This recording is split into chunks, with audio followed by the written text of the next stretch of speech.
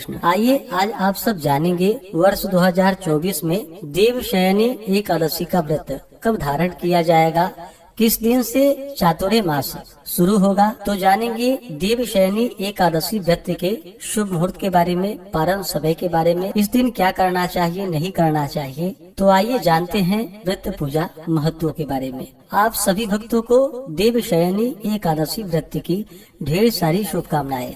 आषाढ़ मास शुक्ल पक्ष की एकादशी को इसे देवशयनी एकादशी और विष्णु शयनी एकादशी के नाम से जाना जाता है। देवशयनी एकादशी के दिन से ही चातुर्य मास की शुरुआत मानी जाती है, जो कि 4 महीनों के लिए सभी प्रकार के शुभ और मांगलिक कार्य बंद हो जाते हैं और फिर कार्तिक मास शुक्ल पक्ष की देव प्रबोधनी एकादशी के दिन से शुभ और मांगलिक कार्य जो कि शुरू होते हैं। देवशयनी एकादशी के दिन से जो कि भगवान विष्णु युग निद्रा में चले जाते हैं और इस दौरान फिर भगवान शिव जी के पास इनका कार्यभार होता है। यह व्रत जो कि सभी प्रकार के पापों को नष्ट करने वाली है। देवशयनी एकादशी के दिन शेष शैया पर विराजमान भगवान विष्णु माता लक्ष्मी का पूजन करना चाहिए। आषाढ़ शुक्ल एकादशी को इस दिन जो कि उपवास करके सोना, चांदी, तांबा या पीतल की मूर्ति बनवाकर उसका यथोपलब्ध उपचारों से पूजन करे और पीतांबर से विभूषित करके सफेद चादर से ढके हुए गद्दे, तकिया वाले पलंग पर शयन करावे भगवान को। उस अवसर के 4 महीनों के लिए जो कि अपनी रुचि अथवा अभिष्ट के अनुसार नित्य व्यवहार के पदार्थों का त्याग और ग्रहण करे, जो कि चातुर्य मास व्रत होता है। तो इन 4 महीनों के लिए जैसे मधुर स्वर के लिए गुड़ का, दीर्घायु अथवा पुत्र पौत्रादि की प्राप्ति के लिए तेल का, शत्रु नाश के लिए कड़वे तेल का, सौभाग्य के लिए मीठे तेल का और स्वर्गादि प्राप्ति के लिए पुष्पादि भोगों का त्याग करे।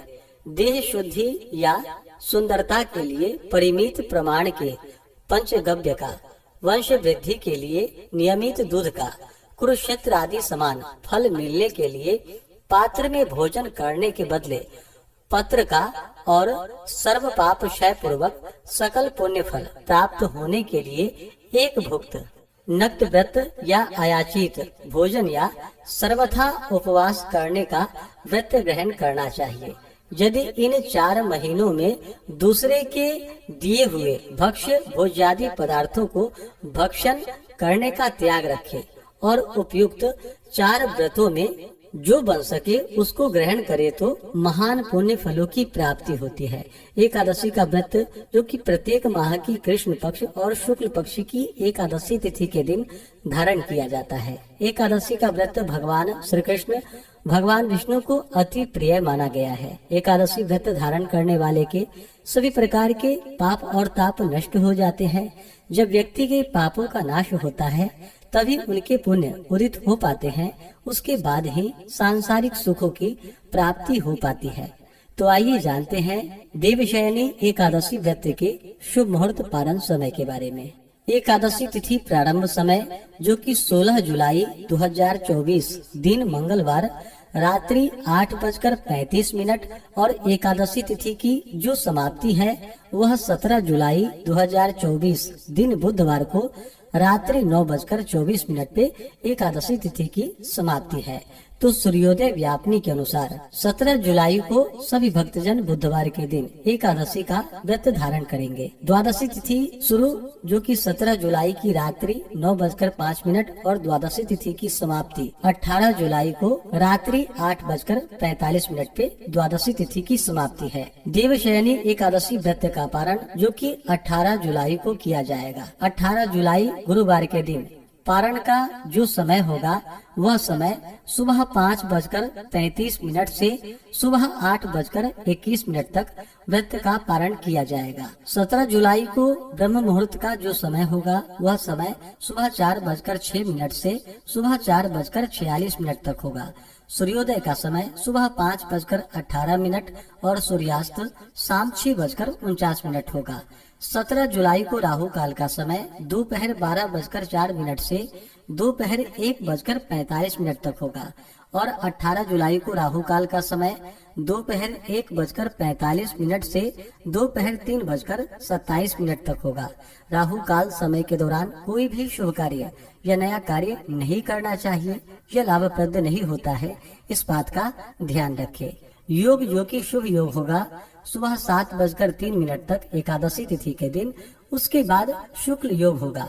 नक्षत्र जो कि अनुराधा नक्षत्र रात्रि 3:13 तक। उसके बाद ज्येष्ठा नक्षत्र। जो भी भक्तजन एकादशी का व्रत धारण करने वाले हैं उन्हें दशमी के दिन से ही व्रत में नियमों का पालन करना चाहिए। दशमी तिथि के दिन सुबह उठ करके स्नान कर से दशमी तिथि के दिन जो कि सूर्यास्त होने से पहले ही भोजन ग्रहण कर लेनी चाहिए। रात्रि में ब्रह्मचर्य का पालन करते हुए भगवान विष्णु एकादशी व्रत का स्मरण करते हुए सोना चाहिए। एकादशी की सुबह उठ करके नित्य क्रियाओं से निवृत्त होकर के गंगा नदी में या घर के नहाने के पानी में थोड़ा सा गंगा जल मिला करके स्नान करना चाहिए। शुद्ध वस्त्र धारण करना चाहिए।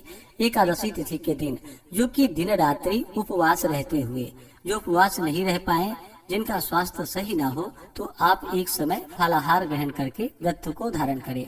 और इस दिन सुबह और शाम के वक्त पूरे विधि विधान के साथ भगवान विष्णु का, माता लक्ष्मी का, भगवान श्री कृष्ण का पूजन करना चाहिए।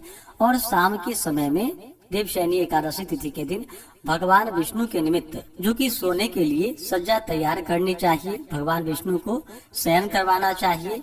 रात्रि जागरण करते हुए, भजन कीर्तन करते हुए समय को व्यतीत करना चाहिए।